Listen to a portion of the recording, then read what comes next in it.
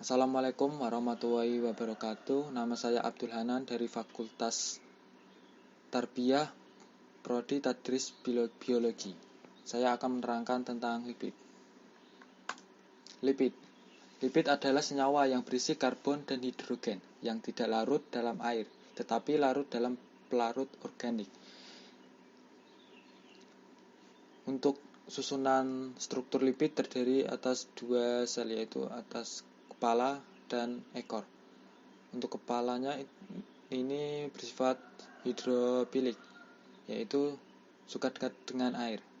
Yang ekornya ini bersifat hidrofobik, yaitu bersifat menjauhi dengan molekul-molekul air. Lipid. Untuk fungsi lipid,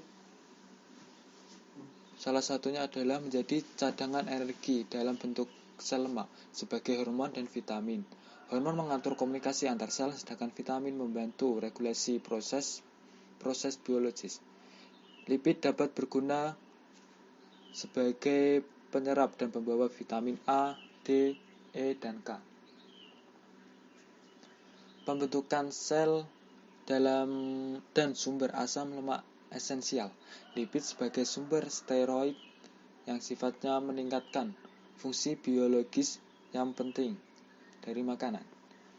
Selanjutnya, dari aspek teknologi makanan, lipid bertindak sebagai pelicin makanan yang berbentuk pelet, sebagai zat yang mereduksi kotoran dalam makanan dan berperan dalam kelezatan makanan.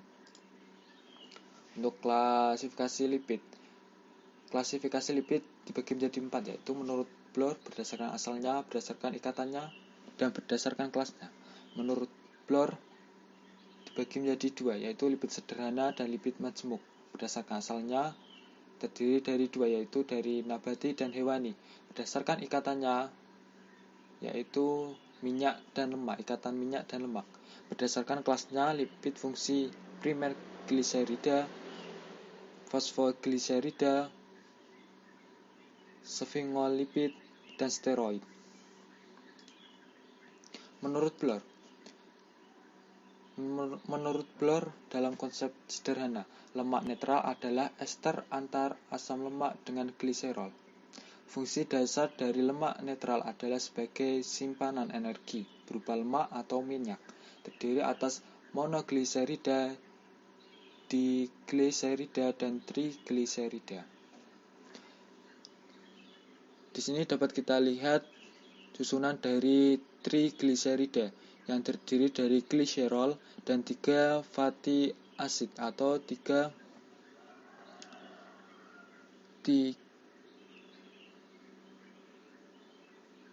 asam lemak.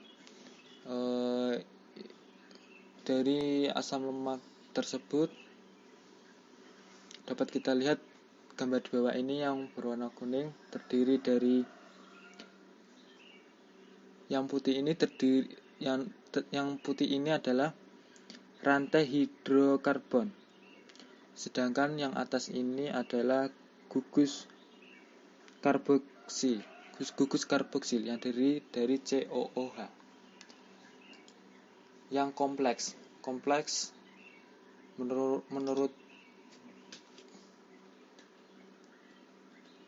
menurut Bloor yaitu fosfolipid. Fosfolipid adalah lipid yang mengandung gugus ester fosfat.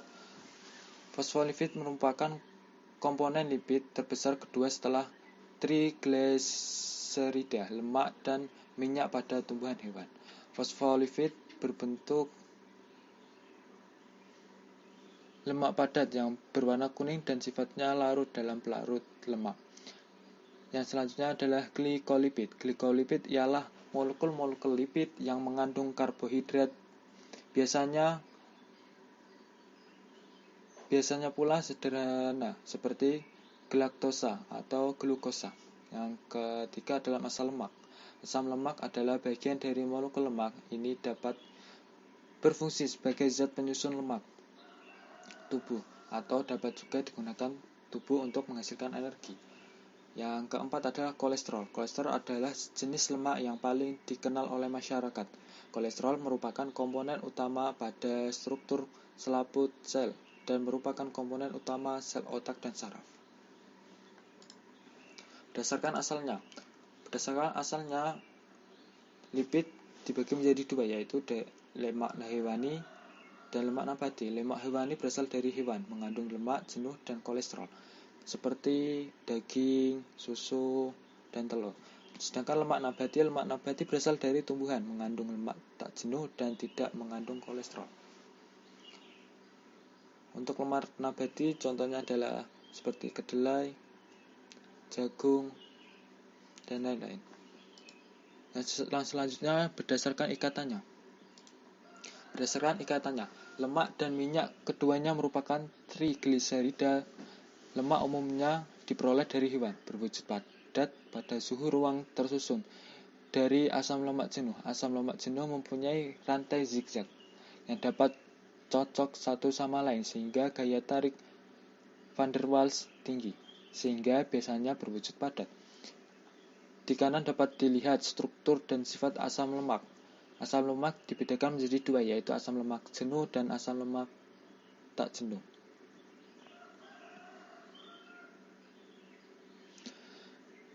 Untuk asam lemak jenuh ini ikatan rangkapnya tunggal, sedangkan asam lemak tak jenuh ini terdapat ikatan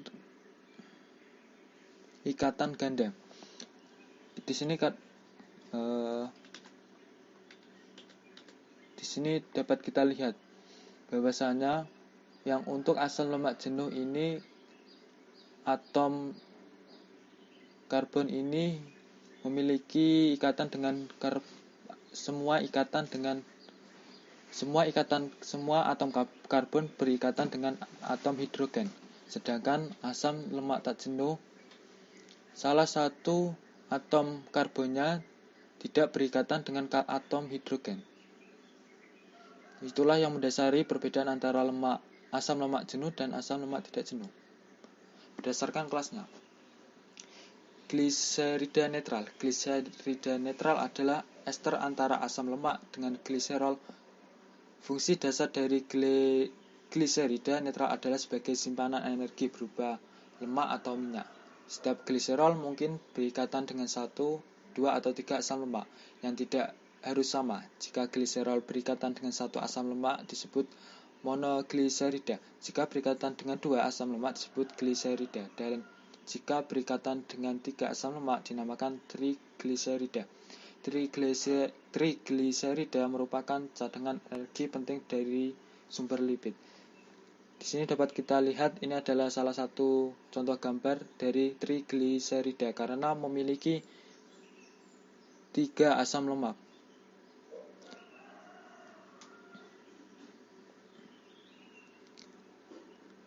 Ini dapat kita lihat ada ikatan asam lemak 1, 2, 3. Makanya disebut trigliserida. Jika 2 maka dinamakan digliserida. Jika 1 dinamakan monogliserida. Yang selanjutnya fosfolipid. Fosfolipid merupakan komponen pembentuk struktur dinding sel, berfungsi untuk mencegah terjadinya penguapan air yang berlebihan. Fosfolipid berperan dalam pengemulsian lipid dalam saluran pencernaan dan sebagai unsur lipoprotein dengan kecepatan yang tinggi dan dari transport lipid dalam tubuh. Untuk fosfolipid terdiri dari dua komponen, yaitu kepala dan ekor. Dan untuk kepala ini bersifat hidrofilik, yang artinya suka mendekati dengan molekul-molekul air. Sedangkan hidrofobik ini sedangkan ekornya ini bersifat hidrofobik, yaitu tidak suka atau menjauhi dengan molekul-molekul air. Untuk kepalanya ini terdiri dari gliserol dan fosfat. Sphingolipid adalah fosfolipid yang tidak diturunkan dari lemak dan termasuk dalam lipid non-gliserida. Lipid non-gliserida yaitu lipid yang tidak mengandung gliserol.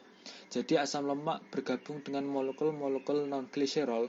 Penggunaan primer dari sphingolipid adalah sebagai penyusun selubung mielin serabut saraf. Pada manusia, 25% dari lipid merupakan sphingolipid. Di sini dapat kita lihat susunan dari sphingolipid ini tidak ada gliserol, makanya disebut sphingolipid. Yang selanjutnya adalah steroid. Steroid berasal dari kolesterol. Steroid adalah zat yang sangat penting dan tersebar luas dalam tubuh hewan. Steroid meliputi sterol, asam empedu, hormon adrenal, dan hormon seks. Steroid mempunyai sifat yang sangat luas di dalam tubuh dan mempunyai unit struktur dasar inti penetran yang bergabung dengan cincin siklopentana. Masing-masing senyawa berbeda dalam jumlah dan posisi ikatan tangkapnya, dan biasanya terdapat pada sisi cincin atom karbon ke-17. Dalam tubuh manusia, steroid berfungsi sebagai hormon. Terima kasih.